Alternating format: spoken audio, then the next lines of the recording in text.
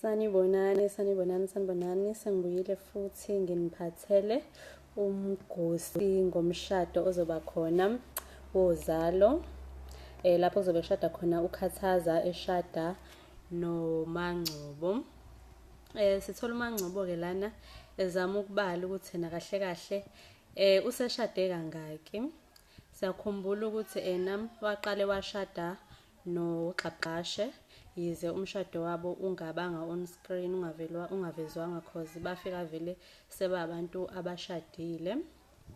Waphinda futhi washada noZakhele, yize-ke uZakhele ashona ngosuku lomshado, ebulawa futhi uyena uMaNgcobo. Kwaphinda futhi kwaba ne-attempt yokuqala yokuthi ena ashade noNkunzi, kodwa siyakhumbula-ke ukuthi uNkunzi waboshwa ngosuku lomshado, bangabe sakwazi ukuthi baqhubeke-ke nomshado. Ebese last year siyakhumbula ukuthi ena-ke uMaNgcobo wahijacka umshado kaMamlambo noNkunzi, naye-ke wagcina esemshadile uNkunzi ngalolu suku-ke. Njengoba-ke sebudlalelweni noKhathaza, uzizwa appreciate naye ethandwa for the first time. Akufani nalamanye ama-relationship asekaba nawo. Angazi-ke kanjani ngoba noNkunzi phela wakwamthanda, kodwa-ke indlela afila ngayo njengamanje. Uthi-ke into emchaza kakhulu ngoKhathaza intshebe yakhe. Uthi-ke akakaze abe sebudlalelweni nomuntu onentshebe, and intshebe yakhe-ke uKhathaza i-clean, i-right nje, iyamchaza. Uthi-ke futhi-ke uKhathaza uyi-gentleman, yize enobugangster ngaphakathi kuyena, kodwa nje uyi-gentleman uma-ke esho-ke.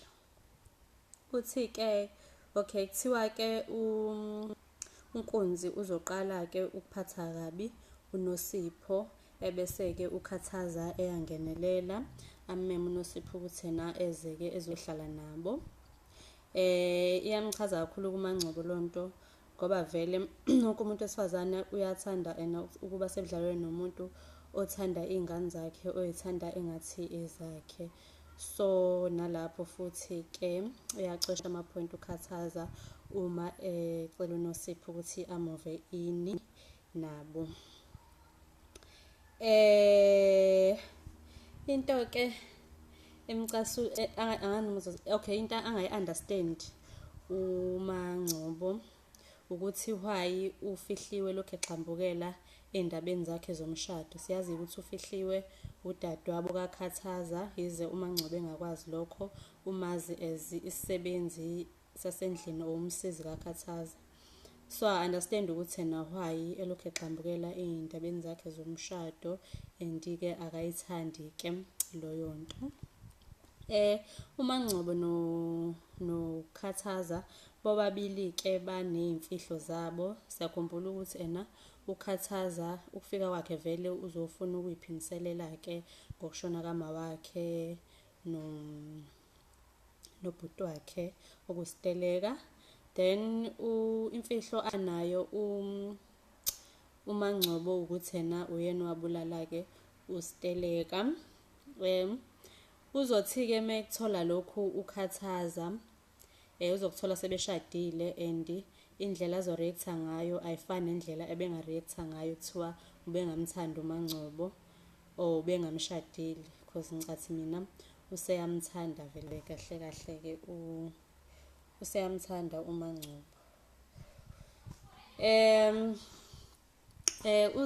Kuzobe maseshadile-ke uMaNgcobo, ebese-ke eyaqeda ngofihliwe, ngingathini, bese yamxosha, ngizosho njalo, amxoshe cause sekukhale sakhe vele isicathulo sekuyena uMadam. So nje uzohamba-ke ufihliwe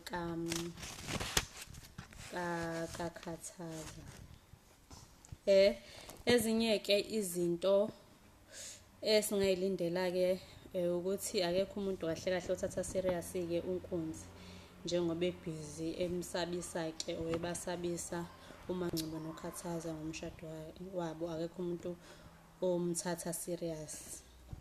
Ezinye-ke izinto ezokwenzeka uSbu uzopropose kufikile ngeshwa-ke akulona uhlobo lwe-proposal ebeyilindele ufikile. Siyazi ukuthi ufikile nje ehlezi ephambana nezinto, akuyona-ke le ebeyilindele, kodwa-ke khona uSbu uzopropose kufikiwe.